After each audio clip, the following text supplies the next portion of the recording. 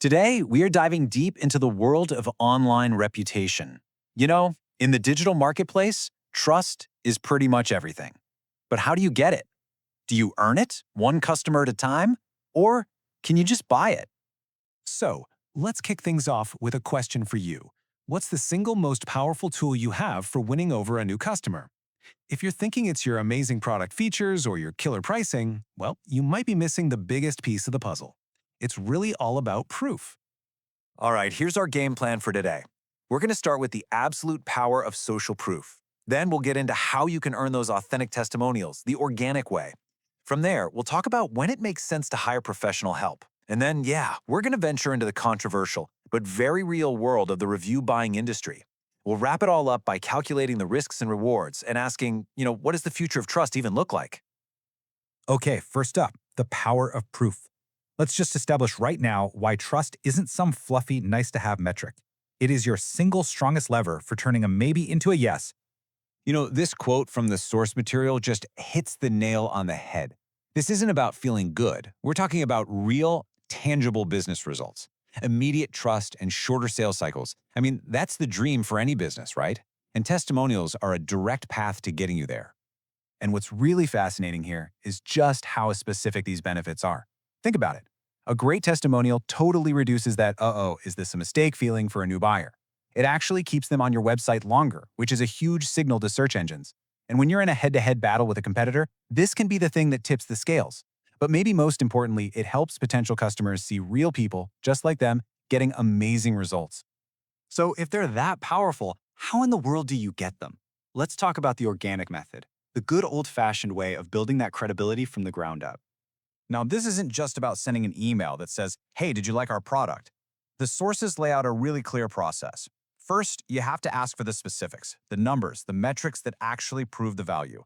Then, you use guided questions to help them tell the story of their success, not just give you some generic praise. And, this is so key today, get it on video if you possibly can. A short clip is gold. And finally, you always have to get their permission to use their name, their title, and their company logo. That's what makes it feel real. Okay, so that organic approach sounds fantastic, but let's be honest, it takes a ton of time and effort. And this brings us to a huge decision point for so many businesses. Do you try to do it all yourself, or do you bring in the pros?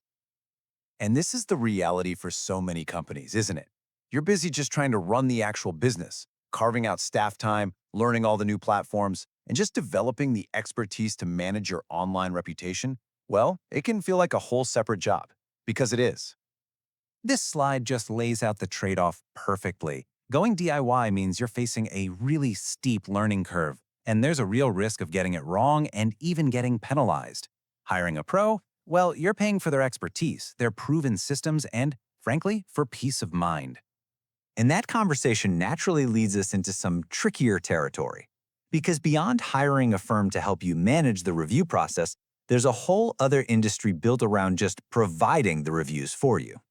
So let's take a neutral, impartial look inside this controversial market. The data here is crystal clear. People are actively searching for this. Businesses are literally going to Google and typing in these exact phrases. So this isn't some hidden, secret market. It's a service that companies are actively looking for to try and get a leg up on these huge review platforms.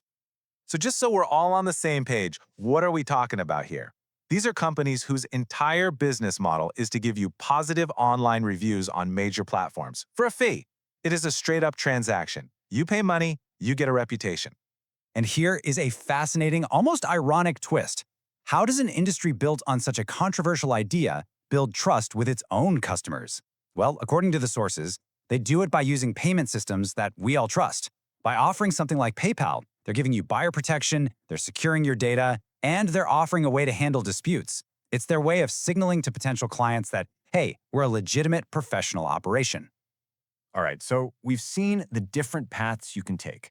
That brings us to the big decision. It's time to actually calculate the risk and the return on investment for each of these approaches. This table really lays it all out.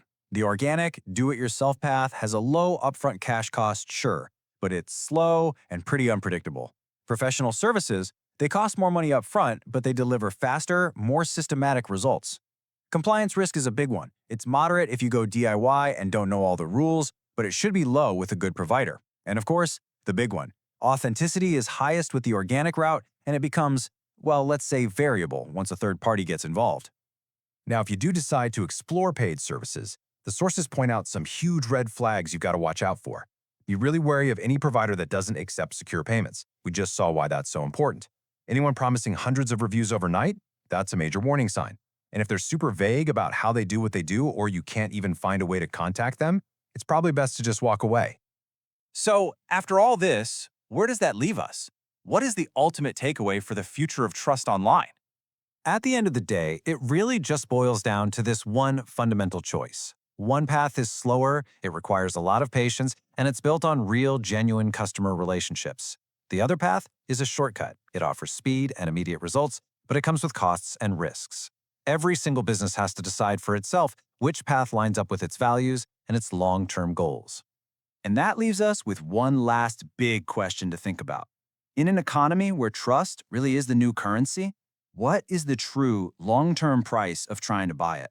What are all the hidden costs? That's something every business leader